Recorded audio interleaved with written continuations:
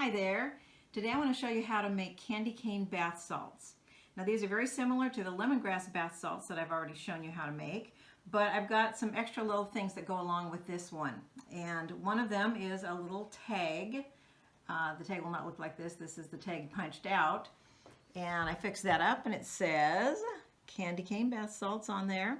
And on the free printable, I have different sizes. So depending on what size you're going to be making, there is a size that will fit quite a few different things. So I'm going to show you all about that in just a little bit, but I wanted you to see the product first and what we're going to be doing.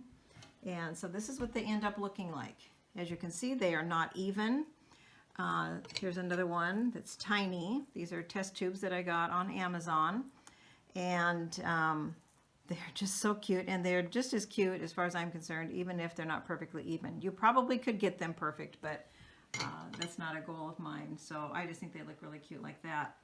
So you start out with, in this case, I put in 2 cups of the Epsom bath salts because I want to be able to know how much to take out so that I have an even amount.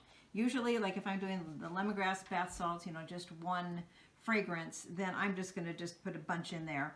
Now I'm only filling this about halfway, any way I do it. Definitely no more than 2/3 of the way, because you want to have some shaking room. So the first thing I'm going to do is put in my peppermint oil, and I'm not really counting, I just kind of put in a bunch. I'm going to guess there's maybe 25, 30, 35 drops in there for those that really must know. So I'm going to put the lid on now. You want something with a good solid lid that will not come off, or you will end up with bath salts all over the area you're working in. Yes, I have done that. So I just keep turning it. All right. So now I'm going to take out half of that, which in this case is 1 cup. Okay, here's my cup. Woo, that smells pretty pepperminty. Okay, so the reason I'm taking the white out, well, obviously we need half white and half red. I'm keeping the salts in here that I'm going to be dyeing red because I need to be able to have this nice lid. It's a really good solid one.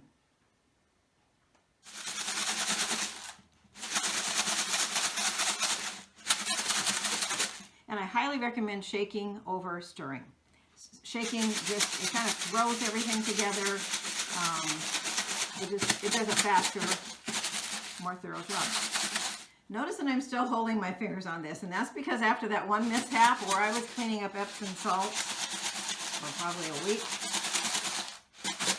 I just don't know that I can trust it. Notice that I'm rotating it and then shaking it. Everything has a chance to drop to the bottom and get mixed in. Ooh, I like that. I'm doing that because I can feel there's little grains of salt up at the top. Well, they're not little, they're very big chunks. But and then I'm going to go like that before I pull it off. All right, that's about as good as it's going to get, and I think it's very pretty. So now what I'm going to do is pull my test tubes, and I've actually got some other jars as well. I have these on hand, little hexagon jars. I've got baby food jars I can use, and then I got these online as well, and they're just a nice little jar. Of course, you can go bigger. You can do whatever size you want, but these are the ones I happen to have on hand. So what I've done is I've made my own funnel out of paper, and I want this end to be a good size to go in here. It obviously needs to fit inside, you know, at least a little ways. Not that you're going to just put it there and pour. You're going to probably hold right here while you do the other. And then I've got another one here, so I'm going to show you what I do to make my funnel. So I just start with a half a sheet of paper, and if I'm doing something bigger, then I'll start with a whole big sheet of paper. So you have to be aware of what's going on at the top and what's going on at the bottom, and you just keep moving and adjusting everything. So I've got a nice little hole there, and this is good. This is a little wider, it's wider than this one, and that's a good idea. The only thing is, if you do that, it's not as, let me see, well, let's just see what it will do. It's not as likely to fit inside here. See, it's only going in a 1/2 inch, whereas the other one went in 1 inch.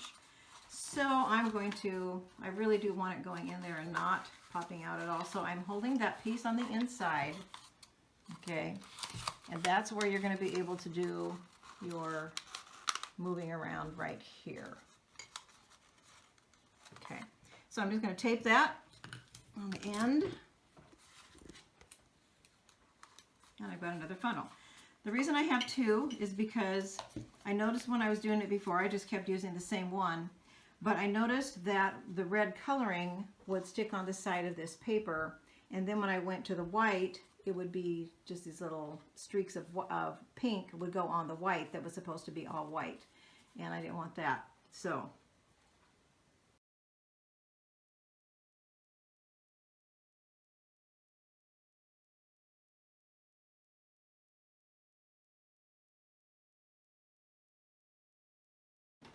that peppermint smells so good.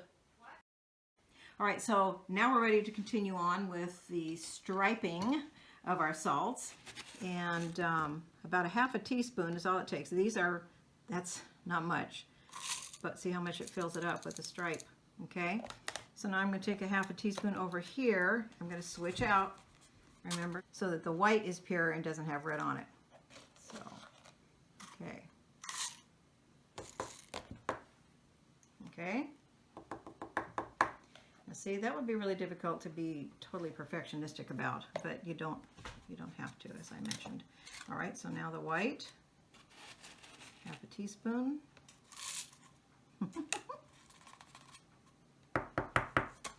And then the red.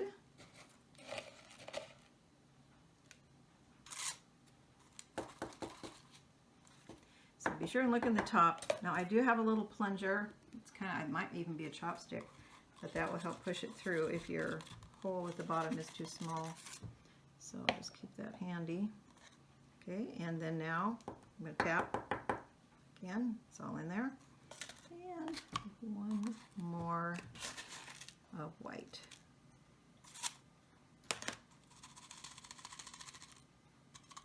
All right. And I've got my little lid. Now if it doesn't go down there snugly, first of all tap it down so that they do settle, because they settle, as you can see. Okay. Now this needs to be able to go down snugly, and it does just perfectly. If those salts were a little bit too high and it just kind of sat up a little high but wasn't snug, I would shake a little bit more. But you can, at this point, you really want to not go up to where you have to shake them out, because you kind of disrupt your stripes. So just be careful about that. All right, so now we're ready to put our little labels on. I'm going to have you take a look at it again here.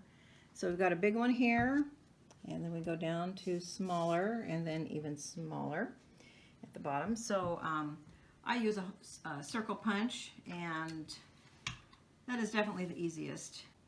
So the way you're going to want to cut it out is by having your punch upside down so that you can see exactly where you're going to be punching. It's pretty much impossible to do it the other way.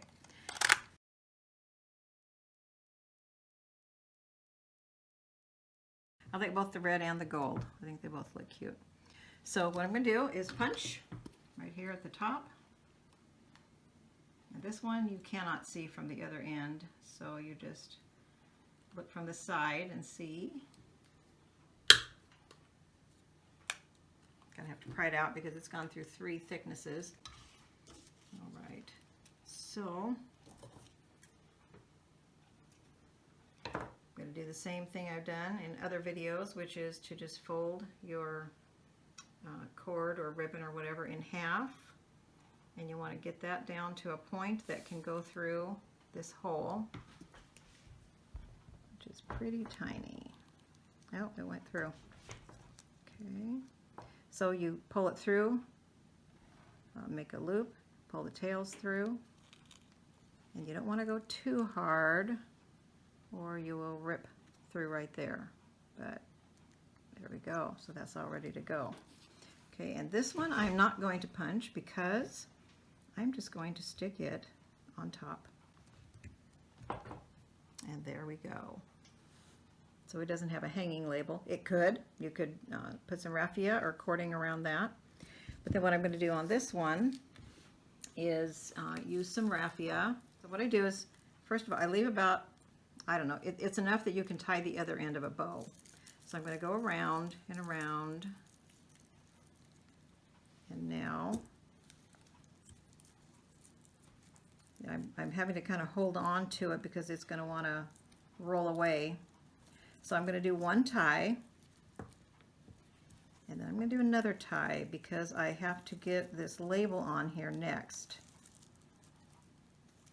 Okay, so I'm going to lay this in here, okay, and tie one more tie, and this is going to be just to keep that on.